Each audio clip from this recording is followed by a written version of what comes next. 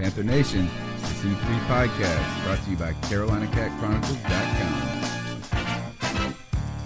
I had fun, man, just out, the guys joking, we working at the same time, putting the work in as a team.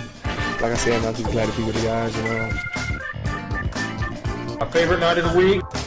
We're going to go out there, and we're playing to win. We're not out here just to just show up. We're out here to win. I don't want guys to win, because really, who doesn't? Nobody wants to win. Everybody wants to win. I want players that hate to lose. This embodies everything that we are as a team, as an organization. Our motto is keep pounding. That's what we do, you know what I'm saying? Hey, what's up, Panther fans? It's your boy, the Professor, a.k.a. Tony Dunn. It's the C3 Podcast, brought to you by CarolinaCatChronicles.com, where every Tuesday night we chop up the latest Panthers news and opinions from the fan perspective. Here tonight with my homeboy, Mel Mayock. Talk a little Panthers news, a little NFL football. Good to see you again, and happy Easter, a couple of days late. God bless. There you go. Thanks, Professor, man. It's good to be here on a Tuesday night. Where else would you want to be? The YouTube chat room is popping. But, hey, I got to do two quick shout-outs. One, this is the 50th anniversary of the weekend where Martin Luther King was assassinated. I just want to say keep that dream alive. The second thing, on a brighter note, this is follower and friend of the show's birthday. Happy birthday, Carolina Abby. You stole it from me. Carolina had Abby in the notes. That's why I got a screwdriver right here in my hand to stab your eyes out digitally. Now, this is how us in Greenville open beers with anything around. Giving her two happy birthday wishes would not be out of line. So. Happy birthday, Abby. We love you. You're a wonderful Panther fan and an even more lovely person. And tonight's show, Mel, is investment banking and more Gronk. It's a good week to be an investment banker. We're going to be talking about that, or a good time in human history to be an investment banker, because then you can buy NFL football teams like the Carolina Panthers. We'll be talking about some potential bidders. There were some visits by these bidders to Carolina Panthers Stadium. We're also going to be looking forward to the draft as we continue to do this a little bit and break down, look at some position groups. We're going to start with wide receivers, and if we get some time, we may move on to the tight end category as well. And then there's the Rams are loading up, and moves are still happening, and somehow Panther fans can find their way into the dream of some big free agency move. We'll talk about rumors of Rob Gronkowski's potential trade and some other things related to the Panthers, including Graham Gano arguing with fans over tweets from last year about the Super Bowl. Let's jump into the show. Well, actually, here, while everybody's around, go ahead and subscribe. We appreciate everybody who's in the chat room right now. Go ahead and smash that thumbs up button and share this show with a friend. Just send this link on YouTube, Facebook, Periscope, wherever you're watching. Like the show and send it to one friend that you know is a Panthers fan. That will help us grow in our quest to get 1,000 subscribers on YouTube. We could really appreciate that. Mel, let's go ahead and just talk about football instead of all of those kind of, I guess, the housekeeping. I would have to say it's a good time to be an investment banker. I would think if in the past you may have told your kid to grow up and be a priest a long time ago, or a warrior. I don't know what you would have told your kid to become. What did your dad encourage you to be, Mel? Oh man, that's a good question. He just wanted me to be happy. That's all. He said it didn't matter as long as I worked hard, did my best, and made money. Made money. I'm trying to think of things, I would think that NFL football players are a dream that people would want to be. Astronauts, you hear that kind of thing. Somebody may say the president of the United States as a child. Then as you keep going up the ladder, you start making business decisions about your career and your interest in various things. But I got to say, put it on the radar to your children, folks, to be an investment banker. Because these dudes make these dudes make so much loot, like even rich people look poor to them. And it could lead to opening doors to perhaps owning a professional sports franchise. Yeah, because there are two investment bankers bidding on the Carolina Panthers as we speak. One is a hedge fund manager, David Tepper, who's expected to visit Charlotte on Tuesday. But I heard he was there today. Okay, so today is Tuesday. So I was reading from an article that was a little bit older, obviously. And it depends on which Tuesday you're talking about. Yeah, and yesterday, I believe, Ben Navarro, who is also a financial banker, and he owns financial group, Credit One. That's my guy right there. Credit One Bank. Why do you like him? Because he is on record as saying he likes Bank of America Stadium as it is and where it is. So and he's from Charleston, so a local guy. Doesn't want to move the team, doesn't want to put a dome stadium down by Carowinds. Hey, that's my guy. Is there a huge draw for, is there a good, solid argument for putting a stadium, like a dome, where you're talking about? The argument for that, number one, a dome would make it Super Bowl worthy. Because, it could protect it from potentially bad weather. So you could guarantee there would be some backroom handshake deals that, just like in Minnesota, that says you build a new stadium, we'll bring you a Super Bowl. Right? So a dome would help that. And the argument for having it down around Carowinds is the parking. Number one, you could put all the parking around the stadium. You could build the tailgate environment. And more importantly, to the NFL, they get to keep the revenue as opposed to like the way we do it today. We park in parking decks and the revenue does not go to them. So those are the arguments. Okay. All right. Well, I guess you can have a venue that operates like continuously maybe. But look, let's get back. I guess, you know how much money these guys have, and these are the modern day. I don't know what they are in comparison to 100 years ago. People, they're high pressure, high stakes financial investing. I feel like these guys are just the dude from that show Billions. You got to check that out on Showtime. Joe Riolano in the house. What's up, my friend? Hey man, I'm doing good. I'm glad I get to be on the show this week. I certainly did miss last week. Yeah, we definitely missed having you, man. I think when you talk about, I'm assuming you're talking about potential Panther purchasers. Correct. People who are looking to buy the team. Some of them, I would say, qualify as titans of industry. Yeah, so they're the modern day Carnegies and Rockefellers. Right. That's what I would consider some of them. Not necessarily everyone. But they have so much more wealth.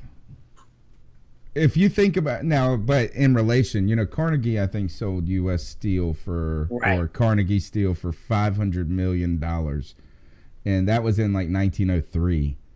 So that is like the amount of money that would equate $80 billion right now. Probably be astounding. Joe, so you need to tell Eric to be a financial investor. I know, really. You're right. But, Professor, you mentioned two of the suitors being investment bankers. Actually, all three are, because Kesterbaum, they always refer to him as owning that Canadian Steel Company, but that Canadian Steel Company is owned by Bedrock Funds, which is what he runs. So it's actually a fund, an investment fund that owns that steel company that he runs. It's so, it's such a awesome thing if you think what an investment fund is.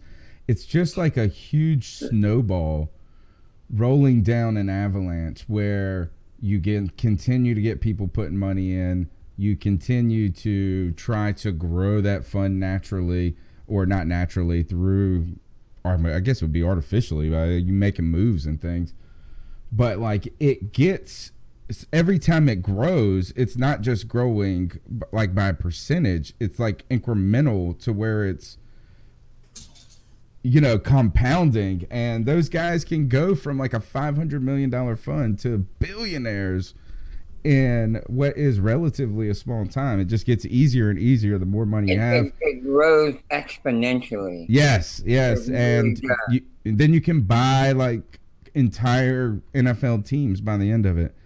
So Right. there's more news, and there'll be more news coming about the sale of the Panthers. It's kind of a weird thing. We should I be. think they said they were hoping to have it done by the owners meeting 4 in to May. 6 weeks. Yeah.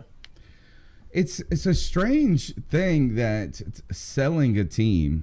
You don't get it. Doesn't happen every day or every year in the NFL. No, it's a big deal. But at the same time, it's so clandestine, we can't even really follow it and get excited about it.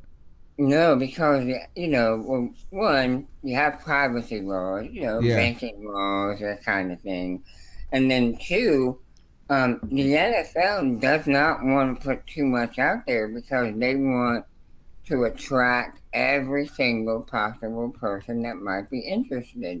Now, me, you, and Aaron couldn't pool our resources and make a legitimate bid because we tried.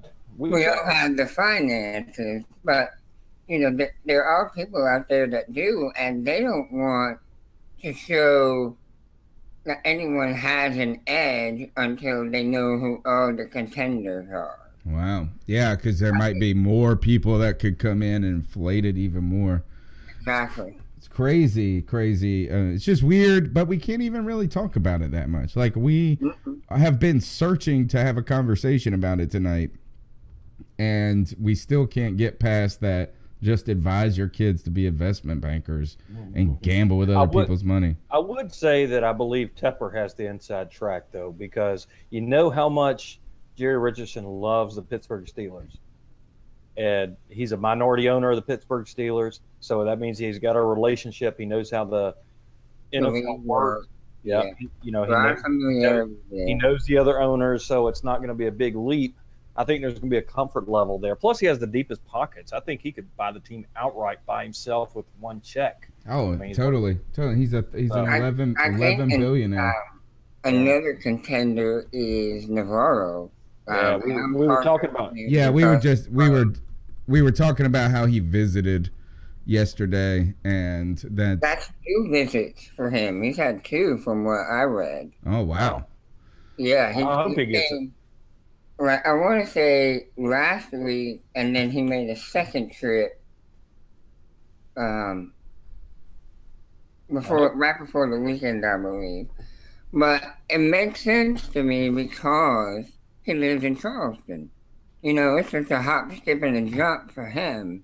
Yeah, I mean, it's not like he's flying in from anywhere, or he could be. But my point is, he's got the most. Oh, he's definitely flying in, Joe. Right. He ain't driving in. Probably by helicopter. Taking a damn Uber. Right, Uber jet. J-Dub says that there are between 5 and 6 bidders, and Cody Lashley says it's down to that. He's heard that it's down to 3 contenders. So that would put those 3 names that we've put together through meandering through this conversation. Let's talk about some other things. Yeah. So today there was some movement in the NFL, and Brandon Cooks was traded to the Rams after a year in New England. And I actually have something to put up here, I thought, and that was Cooks' trade right here. If I can get this to go away. Maybe I don't have it. Yeah, Jason from overthecap.com. He said, this is a terrific trade for the Patriots. Got Cooks for a year at $1.5 million for the 31st pick, and then they turn it around and get a 23rd pick back. So they basically moved up 7 picks, and his salary was set to jump from 1.5 to 8.5 this year. So they got Cooks for $1.5 million last year and advancing 6 spots in the draft. 7 spots. The Rams, dude, they are putting all their chips on the table for a run now. Let me just point out, Albert Breer tweeted earlier. He says, the Rams this year, they gave up their first round pick for Brandon Cooks. They gave up their second round pick for Sammy Watkins from last year from Buffalo. They do pick 87th, that's their first pick. In the 4th round, they gave up to get Marcus Peters. In their 5th round pick, they gave up to get Aqib Talib. So they are all in on short-term contracts to make a run. They must feel like they can do it now. Nervaj says that they still have pick 31 too, the Patriots. I'm talking about the Rams. No, I know. I'm just thinking this is that what you're saying is that the Rams have gone all in trading picks for players. Now you get, if this is the case, and the Patriots have 2 first round picks. They still have their own pick, plus they picked this one up. That's insane. All right, so what do you guys think about what the Rams are doing? I was on Pirate Radio this past week, and Clip Brock, he said, this is one move away, and this was prior to what happened today, one move away from just being wrong. Like what the Rams are doing. They're just getting all of these players. It seems like he said fate is going to screw with them in the end because of this. Now, they have added, I like, though, the idea of adding players who are proven and have experience and are in their career for draft picks. I got no problem with that. It's certainly a risk, but it's a strategy that I'm surprised more folks don't look at. I mean, just think, Aqib Talib, Marcus Peters are your starting corners.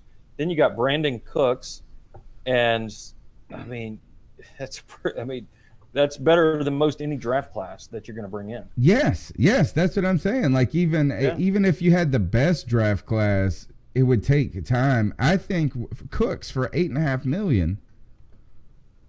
I think that, like, you got a player that's young, a player that could be a deep threat. Yeah. I think you also get a guy who had a contract. When is Cook still on his rookie contract? I think this is his final year of his, or maybe his 4th year with that team. Could have the 5th year option next year. Yeah, Cody Lashney says that Donkey Kong Sue is way overrated. I agree. I want to know.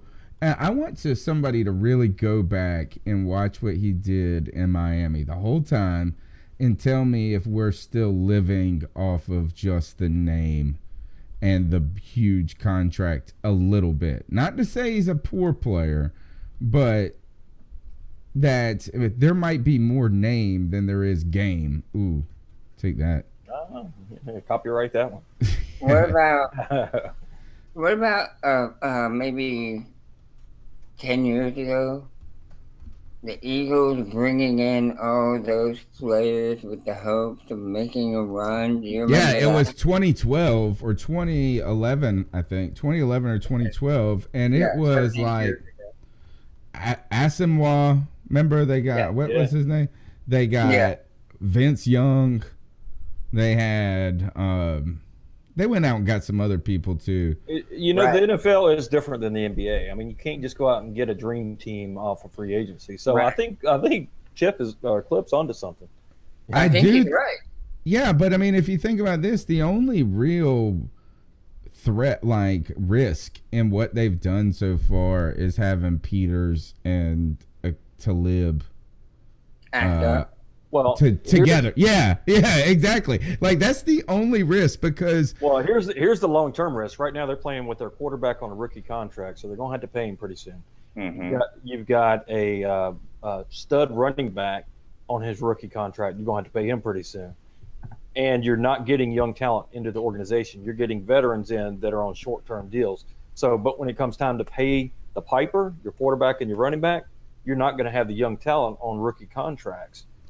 But that's 2-3 years down the road. They're saying they can win now. Yeah, and you don't have to mess with Sue later on. You don't have to. I mean, really, what you're going to just try to do is sign Marcus Peters, keep Ty Gurley, let Brandon Cooks probably go, or get him, for a relatively $11 million. Which, look, if you can get him for $10-11 million, we saw what Dante Moncrief got. I mean, that's like not a bad. I mean, I don't think they're in as bad. I don't think they're mortgaging as much of their future as they probably it feels like they should have.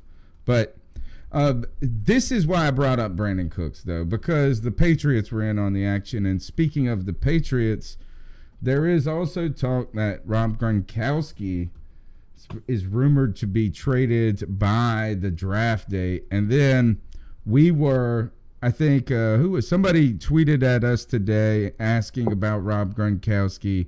We've got to, not necessarily, we have to at least address that there are people out there who are already wondering and exploring if Rob Gronkowski in Carolina could be, would be, should be, whatever it may. This is a very preliminary, it's not even a preliminary discussion. It's an exploration of just the consideration.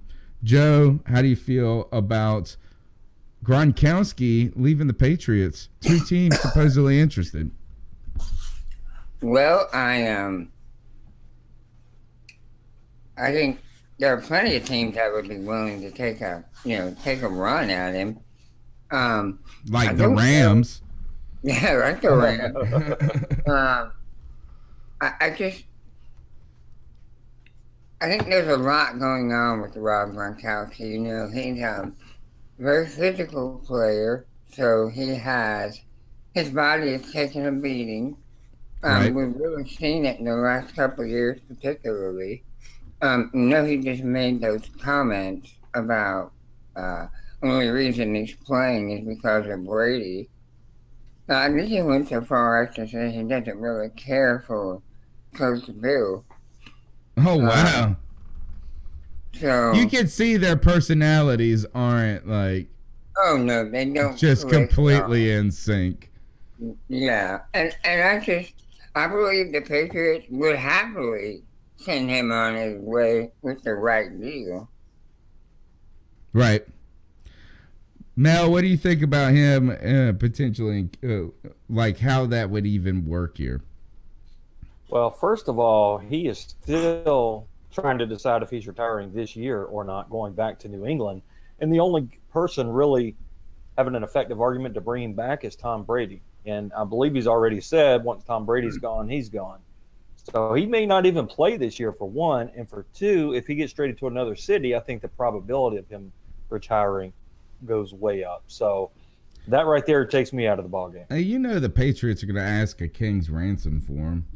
Yeah. And you gotta worry about this, is that a guy who is dealt with a lot of injuries in his career, and the back end of his career, is that we have some questions about how long he wants to continue to sacrifice his body, like you guys have all mentioned. Mm-hmm. His commitment. That's the big thing for me. It's his commitment to football. He's had so much success already, and he's had some serious injuries. It's almost like he may hang them up this year. He may. It's not okay if he did, I think, but I think at this point you should probably just consider working on injecting a little talent through the draft and working to prepare for life after Olsen, rather than trying to do something with Gronkowski now in Carolina. Imagine this. You, man. Very proud of you not name chasing. Imagine this, if that was the one deal. You know how every person's name that comes up, like we talk about it, to Matthew, Honey Badger, all these guys. I mean, you kind of got to, because that's what fans do. And what if it was like one of these crazy, like I think I said that was Sue. Like, what if we got Sue? You know what I mean? Like the most bizarre, we've waited for a move over and over for years, and then you do like the most ridiculous one. That would be how it would happen. All right, I do want to now, let's talk about this. Well, actually, you know what? Let's get into the cat calls. We'll do the cat calls right now, and then we'll come back and talk about the wide receivers in the draft. Here we go. Let's jump into these cat calls. You guys can leave a message anytime on the C3 cat calls line. The number is 252-228-5098, and you can leave a message. Go ahead and plug that number in your phone, 252-228-5098, and you can call the show. Leave us a message anytime. We'll play it on the show. Here we go. You shouldn't do that to somebody. And how did that make you feel? Very uncomfortable. So how do you think catcalling makes the person feel? It feels good, like. Who's that cat sitting in the back corner with his face buried in his nose? Who's that kid that can use one?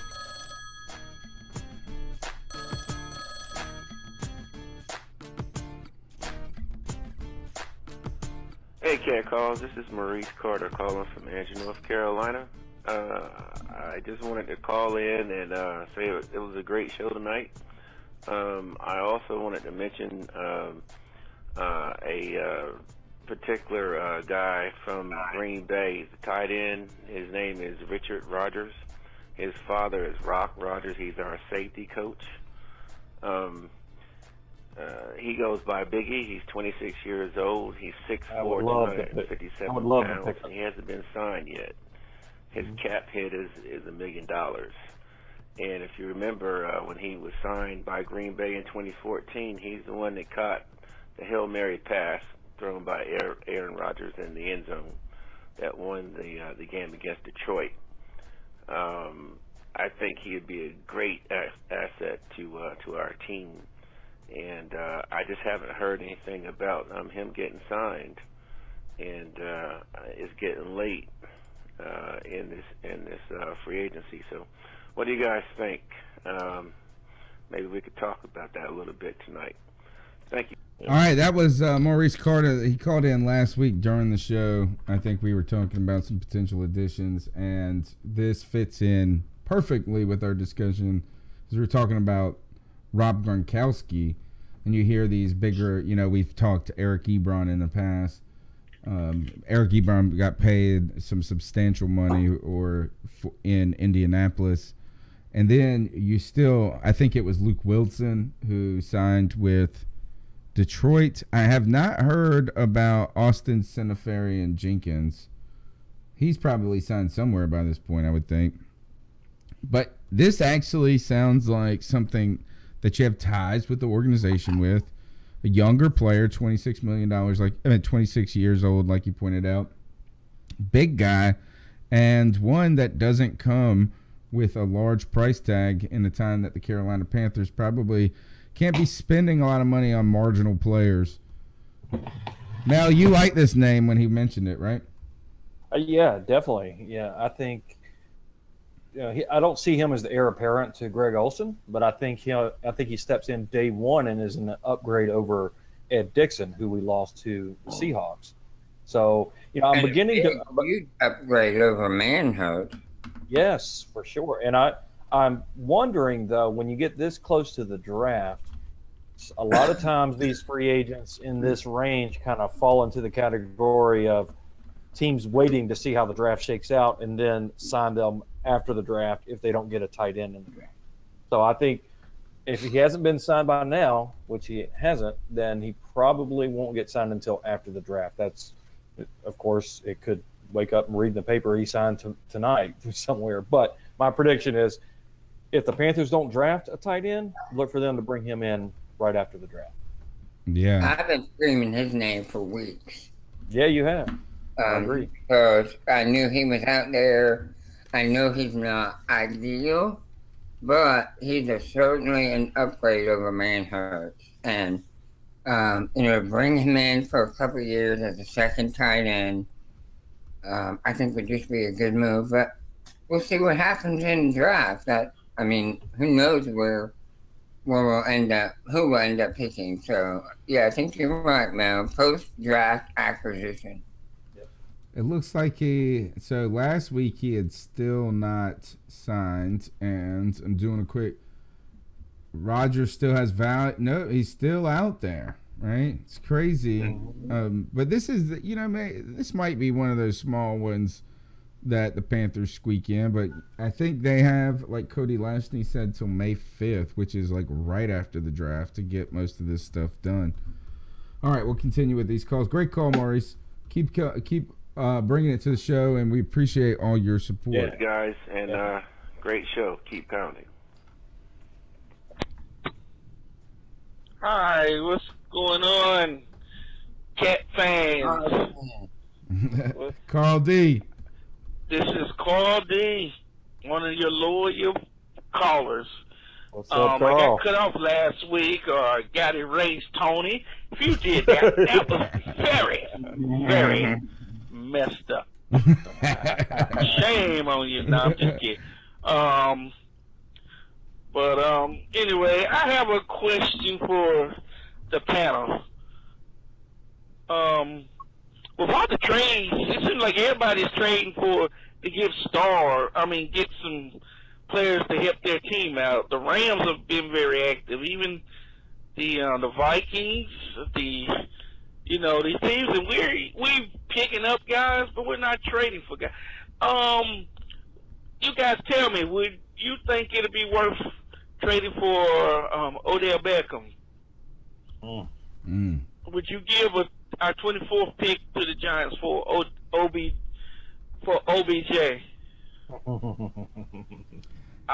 Yes. Very simple. Is that if you could get, we would draft Odell Beckham Jr. in whatever year he came out at 24. We would have drafted him like in a moment. And Gettleman had said during that draft he was the only wide receiver, and that was the Benjamin draft. They said he was the only wide receiver that could fully run the route tree like a professional. And that's important. That's what you got to look at when you're looking at these wide receivers, is how they run routes. So yes, you cannot turn down that kind of talent, but it's not just the 24th pick. I mean, you're going to have to pay that guy $20+ million. Yeah. And honestly, I'm not sure I would do that. Oh, he is an elite, man. He's an elite talent, but man, you gonna pay him $20 million, and he's a head case. He is a freaking. That's the biggest concern for me is the maturity. Just remember the Josh Norman game, dude. I mean, and it's not just because it was our guy, but how crazed he was in his eyes. And if you're paying $20 million a year, you don't want that. You don't want that kind of behavior. Yeah, I mean, that game, where you put it in that perspective, I'm getting an echo now. When you put it in that perspective, and when we saw that game, it's you got to see firsthand and witness what happened, and how the worst, the worst part of it. And I guess, I don't really know, is that like we act like him in that video is like really that bad, but we know all those cats are doing that like all the time. Like that is not the only NFL player. He just got on film. He's not the only one eating pizza. Exactly. He ain't the only one eating pizza. That's my theory. With naked girls in the bed on Snapchat. So yeah, I would say David yes. Gettleman saying all I saw was pizza. Man, that's like Pat Coltrane said, that's gangster when you said all I saw was a pizza. All right, here, get back to Carl D. That is a good question to ask. These wide receivers in the draft, they is a bunch of could-haves in this draft, not a that's true. guarantee. But Odell is a guarantee. We know the talent. We know how good the guy is. And Cam will finally have that weapon that he needs. Or how about us trading, somehow finding a way, trade some players to get Gronk.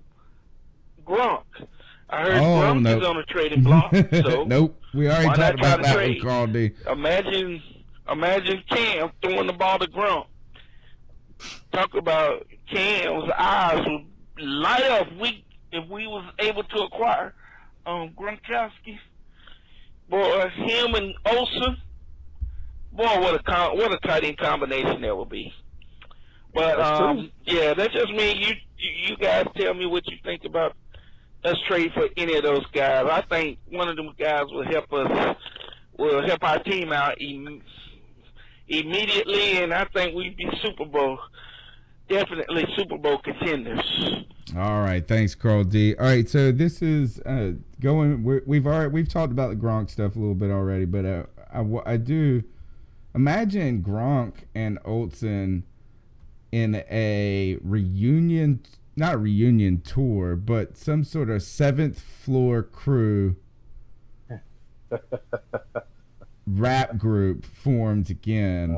Gronkowski would do it. Gronkowski. And if you remember Greg Olson's line from that song is, he said he liked to get freaky in bed and put it in her ear. So imagine what Gronkowski would say. I like to get freaky in bed and put it in Shaquille O'Neal's ear. Oh my God. You guys saw him do it. You saw him. He humped Shaquille O'Neal's head on television. All right. That's the cat calls line. Crashing and burning. Yeah, that's the cat calls line. I do want to, let's go in. I want to talk about. That was a good transition into talking about wide receivers, though. Yeah, it was, because we're talking about potentially the talent that is in this. And where was Cody Latchney tonight on the call-ins? Yeah, I don't know. Mario, where's Mario? Dude's MIA. So right now, guys, I got a list posted on the YouTube broadcast. The guys in the show can't see it, but it's Marcus Mosher's top 10 wide receivers. He is a scout, or I guess I won't say a scout. I don't know much about him. I do think he works for Bleacher Report, and he is in charge of wide receivers and tight ends for Bleacher Report. I think it's Bleacher Report, SB Nation 1 and 2. So he put out this ranking, and he's got these 10 players. Number 1 being DJ Moore, Maryland, round 1. The notes on him: can play all 3 wide receiver spots, Pierre Garçon plus an upgrade. This is a fan favorite for at least it seems like there's a lot of Carolina Panther fans that think DJ Moore would look great in a Panthers uniform, specifically referencing him and the similarities to Steve Smith. What do you think about number 1 grade DJ Moore, Mel Mayock? And is that a 24 pick? If you were to get DJ Moore, do you got to go at 24? Well, let me just say I really do like DJ Moore a lot. He is not by far the number 1 wide receiver in this draft, in my opinion, though he is very talented. He is very good, and if the Panthers want him, they will either have to take him at 24, which, spoiler alert, tune into Draft Tech tomorrow as the next draft mock comes out. I personally have us taking DJ Moore in this mock that's coming out tomorrow. So I'm not saying that's who I would go after, but I'm saying there's a ton of interest by the Panthers, and if we want him, it's either going to be at 24 or there's going to have to be a trade up from 55.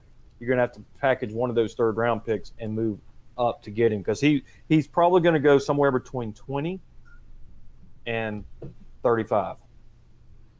There was a picture floating around the internet of Norv Turner. Yeah, having him run the route tree. Yeah. He went to the pro day, and he asked him to run every route in the route tree, and he was really watching him and seemed to be impressed. So that's a big sign. Let me add that in addition to offensive coordinator North Turner being there, so was the wide receiver position coach for the Panthers. He was there as well. Lance Taylor, yeah. Yeah, Lance Taylor was there watching and I'm sure, putting in his 2 cents. So for the Panthers to send those 2 guys together, I am saying there is a absolute 100% interest. The question is, would they go that high for him? Maybe. They might. Right. So, Mo, you actually think taking him at 24 is a bit of an overdraft? Just a bit? Just a bit. But at the end of the day, if you get your guy, you got to forget about that. Yeah, if it was 34 or 24, right? You know what I like about DJ Moore is I haven't watched a lot of him. So it's not like I know but the very little I have watched of him, he's got like what I would call a football body. And he's got an attitude. Yeah, it's in a good way. In a good way, he plays with enthusiasm. This team needs that. Yeah, you're right. He doesn't look fragile. Right. Is that he looks like he fills out a uniform pretty well.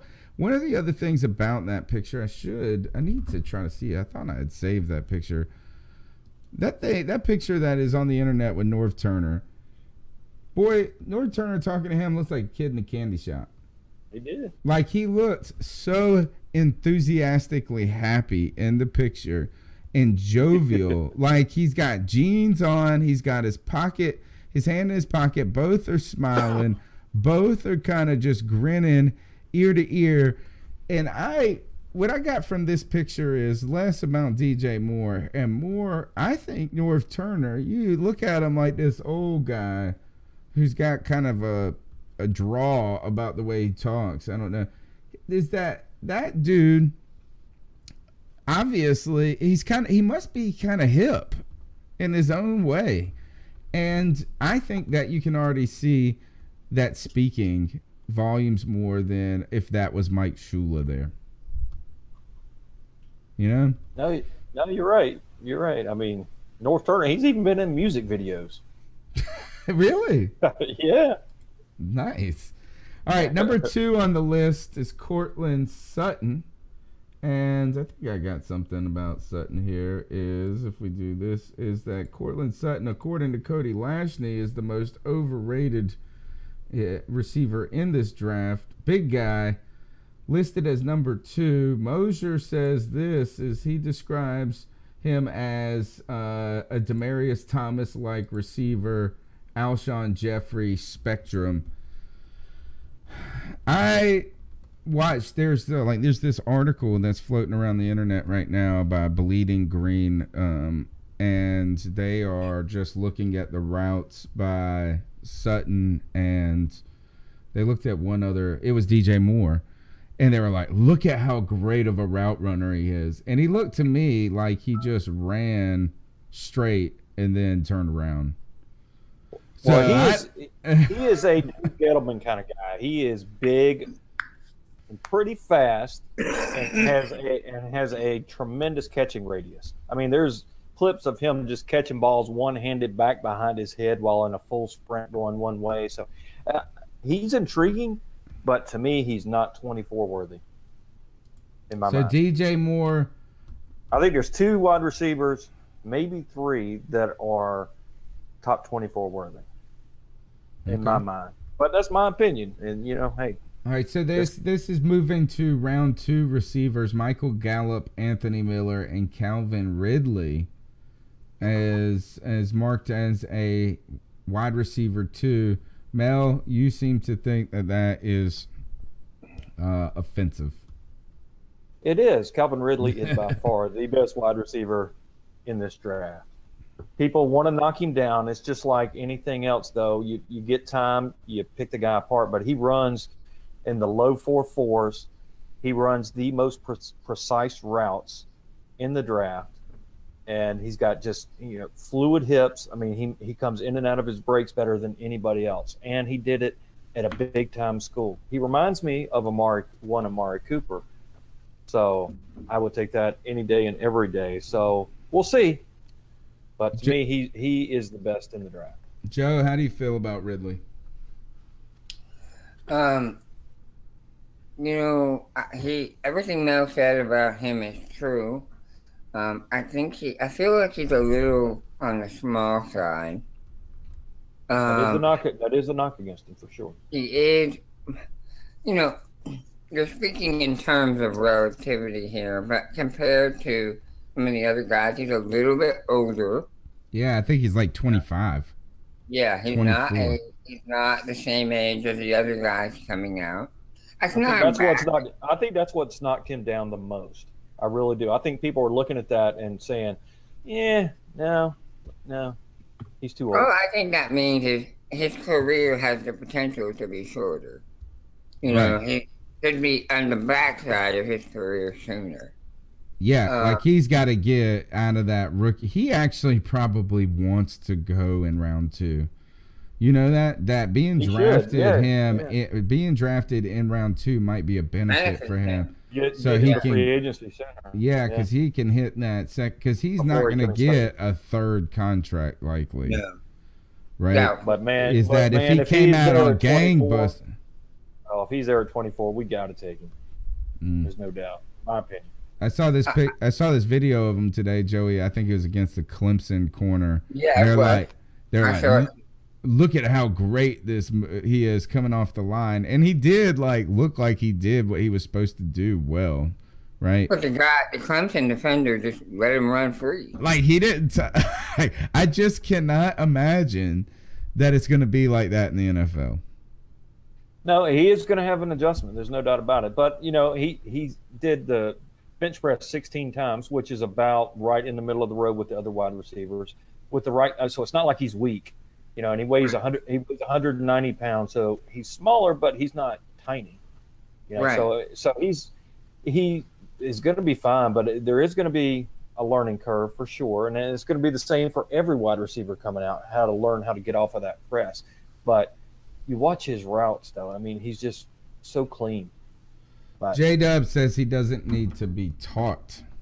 Is that he's going to be, as like Slim J said, he's old, but he's plug and play week one. So he's the most pro-ready. All right. Can't argue that. That cannot be argued. You're right about that. What about this next tier of receivers, Washington, Kirk, and St. Brown? These are listed by Marcus Mosher from rounds 2 to 3. Describes James Washington as a vertical threat, smaller version of Marvin Jones, which that's not good because Marvin Jones ain't big. Dynamic Christian Kirk, dynamic slot receiver, kick returner, compares him to Randall Cobb. And St. Brown has one wide receiver 1 upside, he writes, but can be used like Martavis Bryant early on, raw player. Would you prefer that the Panthers go after somebody more aggressively in those names that we mentioned before this group, Mel, or do you like potentially shopping for one of these guys a little later in the draft? If I were the GM, I'm going secondary in the first round. I know you got to go BPA, but you get in the BPA for the biggest need, and there's going to be some guys like the safety Reed out of Stanford who would be a great fit, and then you've also got Ronnie Harrison out of Alabama. And these types of guys are who I would take. Yeah, and then in the second round, third round, that's where I start looking at the Deshaun Hamiltons or the DJ Sharks, people like that. So yeah, I personally would wait a round or two before going after the wide receiver. Do you think Miller will be there in the second round? Anthony Miller? Yeah. You do? I like this. Anytime you say looks a lot like Antonio Brown. You gotta like that description. I think the Panthers are working out Miller. They did. They were at the Memphis Pro Day. As well as the quarterback there. I think they're going to be working him out too. All right, I saw Edgar Salamango Jr. at Panthers analyst. I think he may write for Panthers Wire. He's been on the show before. Yeah.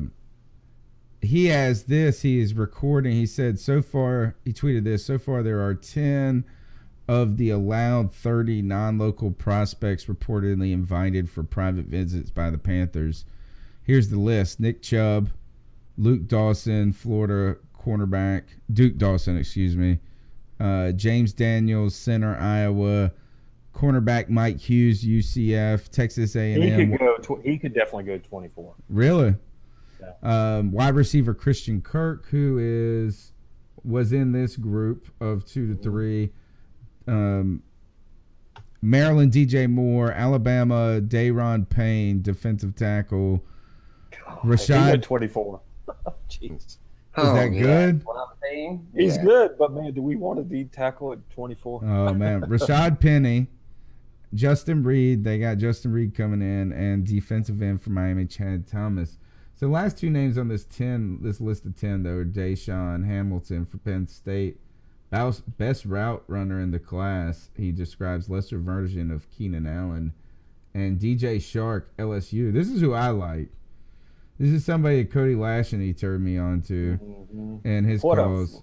4.34. Yeah, he's fast. And he's big, 6'3". Yeah, I like that. That's what I like. He says Mike Wallace upside. Sounds like that guy, if you get him in the third round, I think that can make just as much as of a impact for the team as going, But you got to remember, you got to know that Sutton. Underwear Olympics does not a wide receiver make. Who was the wide receiver we had that was so fast? Turner, several years ago. Dude was bold. Yeah, well, I can't remember his first name, but yeah, exactly. And he ran like a 4.3 40, and he was 6'2" or 6'3". He was blazing fast. That was Stephen Hill. No. But Stephen Hill's another perfect example. This guy could be a Stephen Hill. Let's bring back somebody in the chat room that remembers Turner. I'm not the only old guy. Joe, let me ask you this: what do you think about the Panthers going offense wide receiver in the first rounds? I personally am not all that in on the idea of going. I'd rather have a running back in the first round there than I would one of these wide receivers.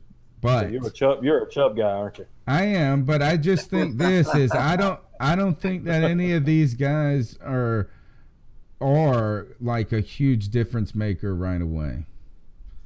I think they could be, but I think that like putting a Geis or a Chubb or somebody like that on that team right away, Sony Michelle, that just like you feel it right away.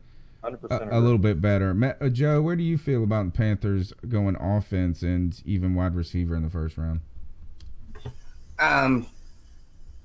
If depending on how the board shakes out, of course, I would rather them get a little better value later from wide receiver. I hate to say it because, I'm definitely an offensive guy. And I love, chucking the ball all over the place and, moving the ball. But I think for the purposes of actually winning and trying to get to the Super Bowl, secondary help would be the way to go. Just get that safety that you can put back there and be a 10-year starter. Yeah. You know what I mean? Whether that be Reed or Harrison, something like that. I really that's just a solid foundation building move. We're in the same boat, brother. What do you think, Mel? Let me ask this question: is that who are the top tight ends coming out this year? Would that be so it looks like this is from Walter Football. Hayden Hurst, Mark Andrews. That kid from Penn State, Gesicki. Yeah, whatever it is. Schultz and Goddard. Goddard is one of the guys that Cody Lashney has been high on. What if you could do something like that, grab a safety, then grab a Mike Gesicki in the second round, and then in the third round go DJ Shark? How, Mel, would you feel about that type of draft? Well, hey, we need it. We need the long-term replacement. I don't even mind us going center in round 1 or 2. Ragnar, right? So, I mean, there's an image floating around of that Frank what's his name? Ragnar. That what's the offensive line coach? Everybody, Matsko. There's an image right now. He was meeting with him at one of his pro day. Yeah, I'm telling you, man. Ragnar or Price. Didn't he slip? Isn't he the one that tore the pec or something like that? That was Price. Okay. Out of Ohio State. Which, hey, I'm not opposed with him. I'm not opposed to him going 24. I mean, that pec will heal, and he's a heck of a player. And he could fit right in and replace Norwell day one, and then next year when Khalil is gone, step right in, and we don't miss a beat. So would not be a bad pick at all. I would like that. Harrison, Gesicki, and Shark. That'd be a draft I could be on board with right there. Yeah.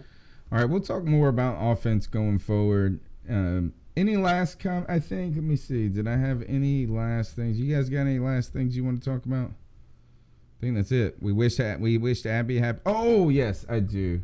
Actually, I do. And that is, it seems like Graham Gano got in a little tiff with some Panther fans. He put up this this tweet to this guy by the name of Tom Meaney, which you can't be a nice guy with a name like that. I know. I mean, he is a meanie. Right? And he said, Graham gonna put this tweet up. He said, if you're trying to be an ass, you might want to get your facts straight. I made this 39 right hash. And then there was this like discussion that proceeded that comes out of it. And Meanie is that like there's some people going back and saying, no, you didn't make it. Then they tried to put up an image of like him missing the field goal, but it did look like it was on the right hash, the one that he made, and the one that he missed was on the left hash. So there were some things there, but it turns out that this tweet from Tom Meaney was from a full year ago, and then this discussion got reborn because somebody retweeted it and it showed up on Gano's timeline. And he really didn't even have to engage in something that was a year old, but instead it comes back to him. Ice up, Greg. Yeah. Ice up, Greg. There you go. All right, so here, let's go and let's do that. Let's hit up these ice up picks. Let's go. All right, it's the time of the show where we break down, we tell someone to ice up, to toughen up, to get it together. It's our homage to Steve Smith. And we talked about Talib, or whatever his name is, Akib Talib, or Talib Kweli, the rapper. Can't ever get it right. We talked about him for a moment tonight. So this is that moment where we tell someone to toughen up, get it together. Joe, you got one that you came prepared for, correct? I did. The image is up. Okay. Now this is a sad state of the world we live in today. My wife works in the medical field, and she was leaving one of the area hospitals and managed to take this picture. Your wife took it? Yeah. Kid had it down. That's awesome. It's a group of protesters that were at the entrance exit of this hospital. And I don't know how well you're able to see the picture, but it's a group of all men wearing white cowboy outfits. And on the front of their pants, right where the crotch is, there's a red spot. Yeah, like a big blood stain. Right. This symbolizes the oppression faced by millions of men around the world. This debilitating act of suppression robs men of so much pleasure and satisfaction in their lives that this group, they're called bloodstainedmen.org, has decided to protest this barbaric act. What's the barbaric act? Circumcision. All right. Now, after literally thousands of years of circumcision, they're now trying to say that the male foreskin has 16 benefits or functions that are essential to men. This, to me, is a perfect example of what's wrong with the world today. Oh, let them want their foreskin back, man. There are so many worse things going on in this world. And this group of, I don't know what to call them, because what are they doing? Are they just trying I would call them a bunch of dicks. But don't you see the irony here? I mean, you're going to ice up the group that doesn't want the circumcision. It should be the people getting circumcision. Right, that's what I mean. This thing bothers me so much because they're literally not working. They're not at work. They're not doing anything. Well, that's what they've been complaining about, Joey. They're not working. It could be working so much better. Oh, Jiminy Cricket. This is during the week. I mean, this isn't like a weekend deal. This is during the week, during a very busy time in that area. And they have their own website. I went to the website and did some looking around, and they have this doctor, a European doctor, imagine that, sitting there talking about how... Imagine that, Joe, in his anti-Europeanism. Imagine that. Circumcision has been such a barbaric act and been, accepted as a medical requirement when all it is taking away certain functionality, the purpose of this foreskin, whatever it may be. And I just got so aggravated that they have nothing better to do, whether it be work. I mean, think of all the good they could be doing at a soup kitchen, working with disabled children, trying to bring awareness to some real medical crisis. And over here about trying to save the foreskin. There's so much suffering in the world. Yes, and there's so much suffering in the world, Joe. And imagine if you were talking, if you were like leaning, you were that like a kind of connecting with someone who had like a drug problem. You'd be like, man, I'm so sorry you're going through it. I understand. I'm going through it myself. I'm circumcised. My parents chose to have me circumcised. So now there's a couple of things I do need to comment on real quick, and that is, one is that it used to be sold as a kind of a hygienic thing, right? Is that it's just for better hygiene, but it's really something that's embedded into Judeo-Christian culture, being why that's a big deal. But now today it's not as big of a deal, supposedly. But did you know that circumcision may have been one of the things that would have kept Christianity from spreading if they would have made early Christians get it? I heard this in one of the classes I took, and that is that you imagine being in like the Roman Empire and this like Jewish radical Christian coming up to you and selling you Christianity.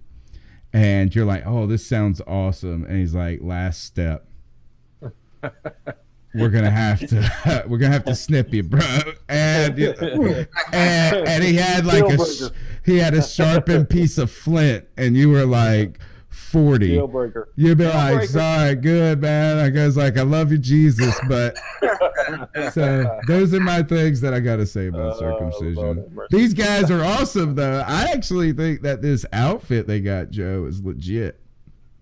I figured you would. All right, Tony. I'll take you to a game. You're not wearing that. Like I said, my concern here is the waste of energy and get your kid circumcised, because his girlfriend secretly wishes he was if he wasn't.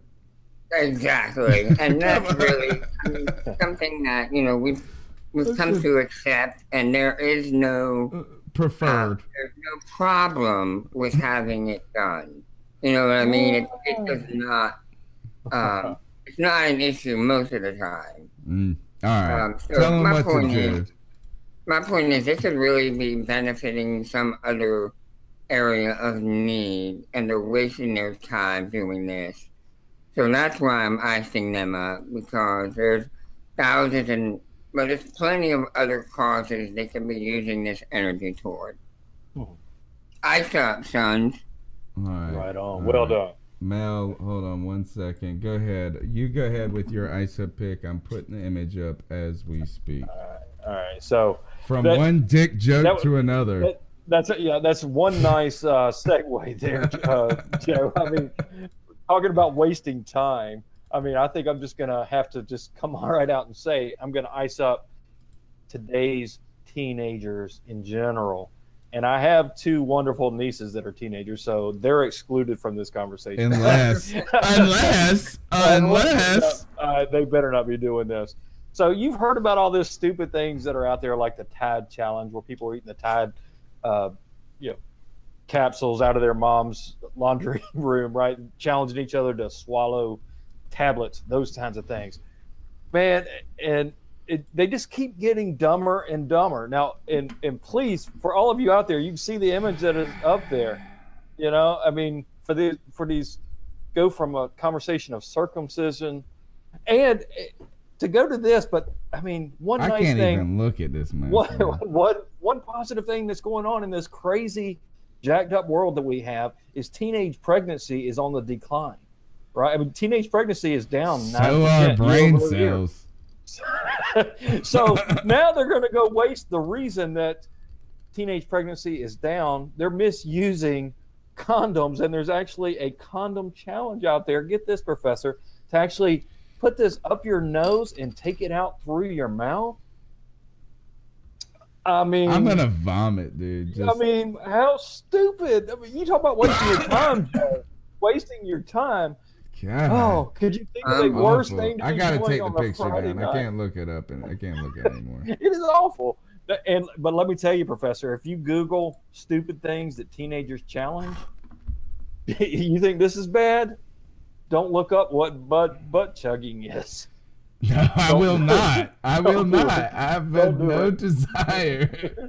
Don't do it. That's one of those things you accidentally search. You're like, oh, you motherfucker. And we should ice up people that tweet crap like this. Yes. So is that when you tweet this mess, like some of us check Twitter at work. Yeah, I'm with you. So teenagers wasting your time doing stupid challenges that could either kill you or, better yet, get the professor in trouble at work. All of you dumb. Yeah, I would kill you then. Yeah. I mean, ice up. Really? It's like nasty. These folks. It's I mean, nasty, you got better things man. to do. You got better things to do, right? No wonder the teenage pregnancy's on the decline. That's just nasty. They're grossed out. Yeah, people are not in the mood anymore. Crazy. Yeah. All right. So my wife showed me my wife showed. What did he say? He says blow chunks, Tony. Oh God, that's how I felt. My wife showed me the headline about this, like this snorting thing, and I couldn't even really understand. Like, it didn't have anything. She was like, "Is this a joke or whatever?"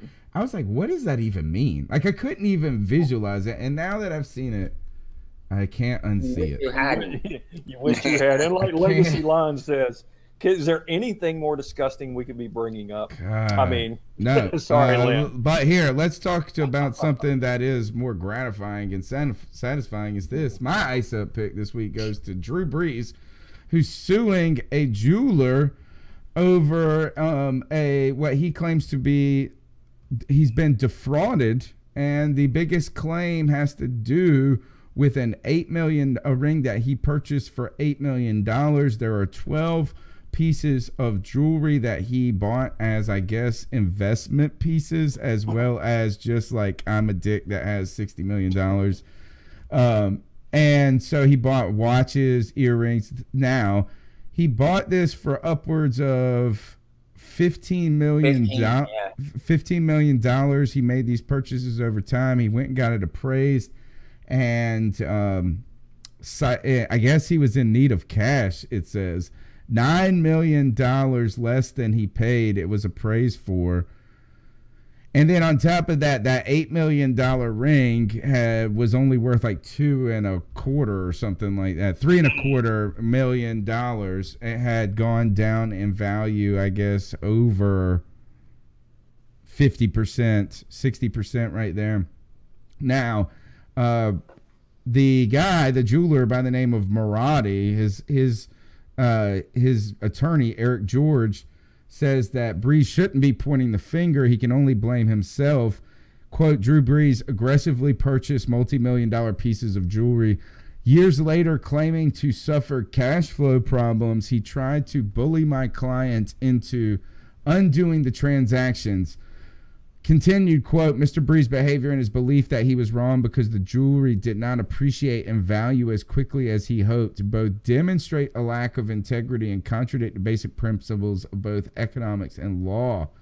He should restrict his game playing to the football field and refrain from bullying honest, hardworking businessmen. Now, just to mention this, though, to cite what the attorney said, is that it certainly did not appreciate at the value as quickly as Brees hoped, since it depreciated by so this is what he says, a quote, the jeweler did not it says the jeweler did not appreciate the jewelry did not appreciate in value, so it depreciated. Now, the other thing that's interesting about this is Drew Brees citing cash flow problems. Well, Drew, let me tell you something about this. Let me just tell you, when you try to hawk jewelry at the damn pawn shop, you never get your money worth. They don't give you your money's worth. So you bring in an $8 million gem, and you're lucky you got 3.75. That's how it works. See, bro. that happens to me all the time. Yeah, it's just we put that with like, I bought this for $375. Will you give me 37 cents for it? Really, he has nobody to blame but himself, like the lawyer says, because all those contracts he gave to New Orleans at a discounted rate, now he wishes he would have gotten all that money he could have done, right? Joe, there were years where he held them hostage, too. I mean, it's not like he was always taking a discount. I mean, that guy, I agree with, first thing that came to my mind, maybe it didn't anybody else, but I've always thought the guy was low in character and integrity, and everybody in New Orleans loves him. Yeah, they do. But remember Bountygate, and he was on the rules and safety committee, and you tell me he knew nothing about it. Oh no! And he said he knew nothing about it. And I think I'm calling BS on that, and I always have. Well, Mr. Brees, don't try to hawk your jewelry at a dang pawn shop.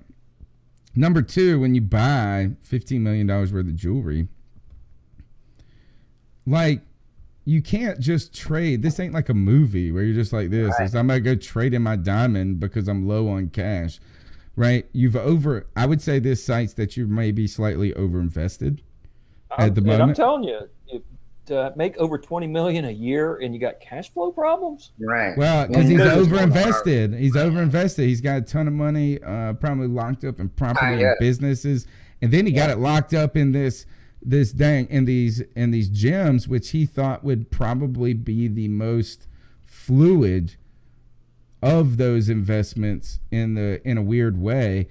But second, dude, if you're buying jewelry like this, you would think you would get a second and third opinion. Mm-hmm. I know that, but there's no guarantee that these things are going to go up in value. All that jewelry, gold, diamonds, silver, all that fluctuates. It does go down in a good economy. It goes down in a good economy, up in a bad economy, because they're seen as secure. J-Dub says he is bullying to pay back at all the bullying he got for his birthmark. I would also agree, but I have too bullied Drew Brees. After he bullied us in 2010, I was on the fourth row on the 45-yard line of the Saints beat down of the Carolina Panthers 33-3 in the season that we went 2-14. And in the process, I could yell from the stands, and I was close enough where the players could, I could hear them and they could hear me. But I couldn't yell like, Drew Brees, you suck, because he was like carving us up, and he was clearly awesome. But at the time, he was doing a commercial. He was in a series of like commercials with his wife, and he was clearly a terrible actor, and she actually had charisma. So my comment from the stands was, you're a terrible actor. Your commercials suck, and your wife is better at you than it. That was my comment from the stands. So to you, Mr. Brees, from one bully to another, I say ice up. Ice up, son. Right on. Well done. Guys, it's the C3 Podcast brought to you by CarolinaCatChronicles.com. We want to thank everybody for tuning in the show. We ask that you go ahead and hit that subscribe button, smash that thumbs up, and consider calling in to the Cat Calls line, 252-228-5098. Thanks for all our supporters. Happy birthday, Abby. Thanks, Mike Frazier, for your support and loyalty to this podcast. Joe Riolano, it was good catching up with you. How can they talk to you on Twitter? Guys, please follow me on Twitter at Joe Riolano. It's been a great show tonight, and we do appreciate all of you loyal listeners. Mel Mayock, where can they hit you at? Hit me up at Panthers Drafter on Twitter, and check it out at drafttech.com. New mock draft coming out tomorrow. And guys, get ready for the C3 6th annual draft party coming up on Thursday night, draft night. Be there. If you want to be on the show, hit us up, man. This is going to be a drop in and have fun. It's going to be a rotating thing. Come in for a couple minutes, see you later, and then we'll get some guests from all around the league. Until then, we'll see you next Tuesday night. CarolinaCatChronicles.com, the C3 podcast. Peace out. Right on.